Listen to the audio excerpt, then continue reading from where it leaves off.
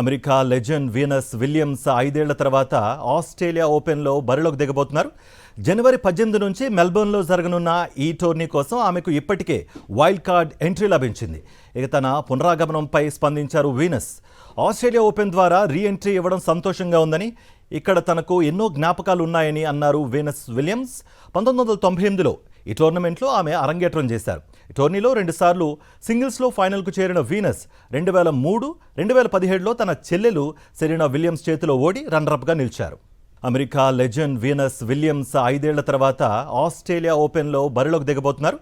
జనవరి 18 నుంచి మెల్బోర్న్లో జరగనున్న ఈ టోర్నీ కోసం ఆమెకు ఇప్పటికే వైల్డ్ కార్డ్ ఎంట్రీ లభించింది. ఇక తన పునరాగమనంపై స్పందించారు వీనస్.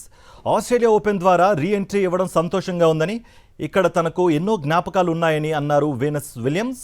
1998లో ఈ టోర్నమెంట్లో ఆమె అరంగేట్రం చేశారు. ఈ టోర్నీలో 2 సార్లు సింగిల్స్లో ఫైనల్కు చేరిన వీనస్ 2003, 2017లో తన చెల్లెలు సెరీనా విలియమ్స్ చేతిలో ఓడి రన్నరప్గా నిలిచారు.